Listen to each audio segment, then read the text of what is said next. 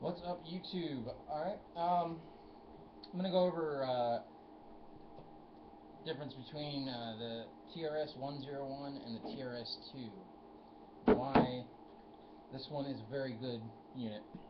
Alright, just a background on this guitar. This is the JS1, not a 100 or 1000. It's a 1. That was absolutely beat to shit. There's actually Bondo and they like all over the place.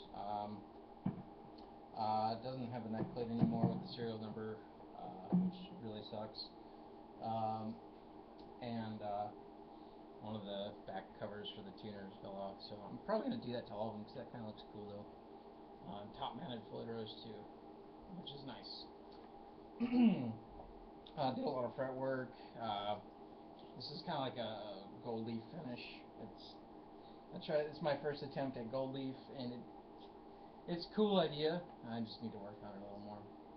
But anyway, what I want to go over is this is the TRS 101.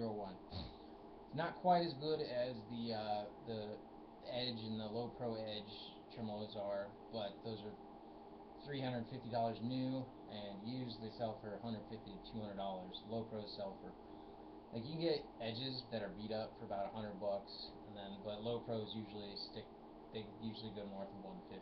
The gold ones especially go for ridiculous prices. So I just wanted something cheap that was going to be good. There's nothing worse on a cheap guitar than a bad Floyd Rose. So that's definitely my first recommendation to anybody that has a cheap guitar with a bad Floyd, is change out that Floyd and you'd be shocked at what improvement the whole thing brings to it. Alright. And like I said, this is a TRS 101. Alright. This is the low profile model. This one's branded by Ibanez. However, Jackson, Kramer, Charvel, Fender, pretty much any company that made guitars with Matsumoto or Fujigen in the 80s had a version of this, and they were all branded by the company. So, but on they all say TRS 101 or low TRS on it, in Ibanez's case. And off the top, the best way to determine without looking at anything else is the trim arm and the saddles. Okay.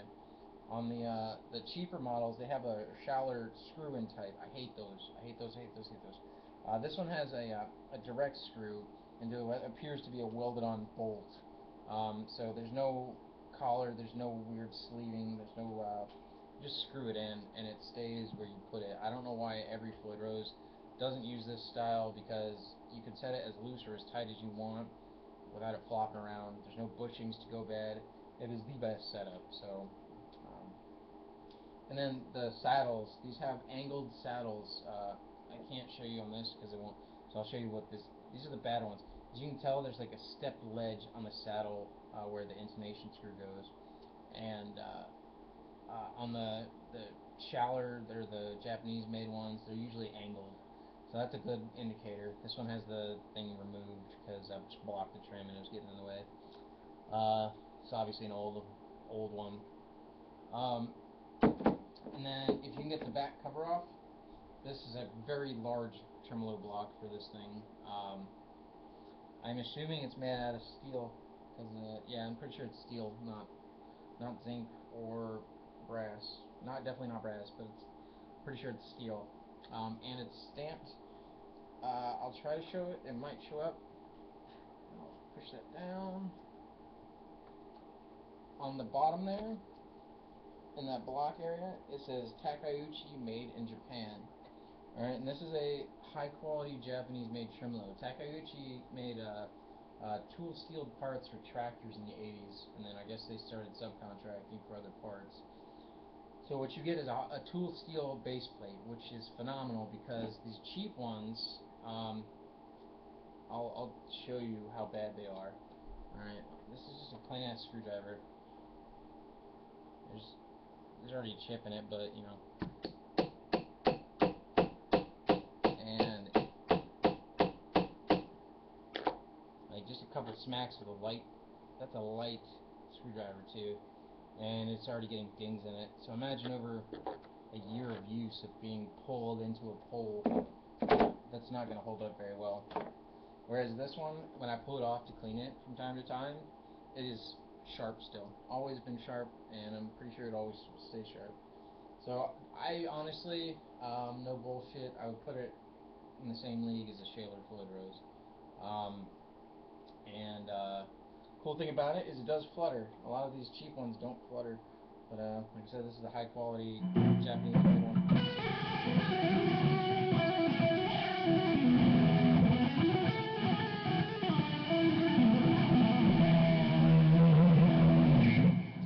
And some hallmarks of a good Floyd Rose.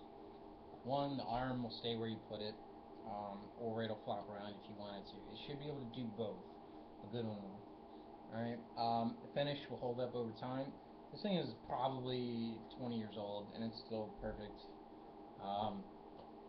And the third hallmark is it will stay in there.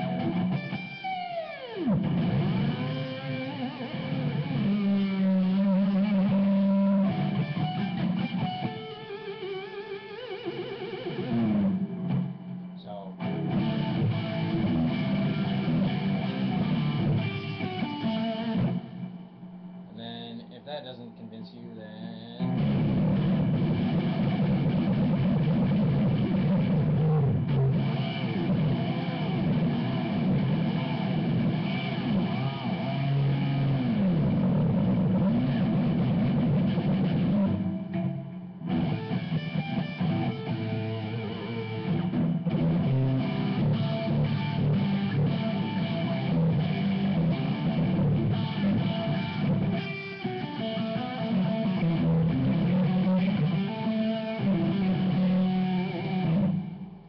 more than that. So the best part about these is that you can get these for 40 bucks all day. I don't know why there's no there really needs to be more demand for these. I have like 3 of them, and I just buy them just to buy them sometimes. If I see them for 20 bucks on Craigslist or something, I will buy it. Definitely worth your time. Anyway, thanks for watching. If you have any questions on these, let me know and I'll try to answer them for you. Oh, tip of the day. If your screws are rattling, as you can tell, there's no rattle on mine. Take some heat shrink, and just put them on your springs, and then you don't have that annoying spring tone anymore. That definitely fixes that.